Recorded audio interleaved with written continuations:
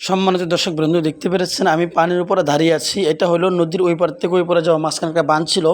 সেটা হলো এখানে মানুষ বসবাস, এই পারে মানুষ ওই পারে যাওয়ার জন্য রাস্তা ছিল একটা।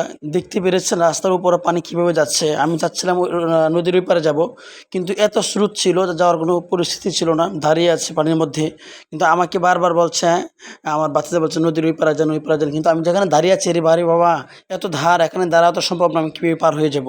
তো দেখতে পেরেছেন কী পরিমাণ পানি ছিল আমার বাড়ির সামনেই অংশটা এটা। তো আপনারা আমাদেরকে দোয়া করেছেন, আমাদের জন্য ভালোবেসেছেন, দোয়া করেছেন, সেজন্য আল্লাহ তাআলা আমাদেরকে রক্ষা করেছেন। আমরা যে অবস্থায় আছি আলহামদুলিল্লাহ ভালো আছি। আগের চেয়ে পানি অনেকটা কম আছে।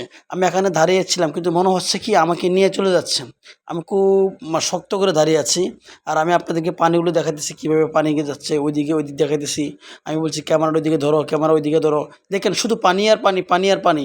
সুতরাং ভিডিওটা কেমন লাগছে অবশ্যই একটি লাইক কমেন্ট করবেন এবং ভিডিওটা শেয়ার করে দিন, মানুষের কাছে পৌঁছে দিন। সবাই যেন এই ভিডিওটা দেখে সকলেই যেন আমাদের জন্য দোয়া করতে থাকেন।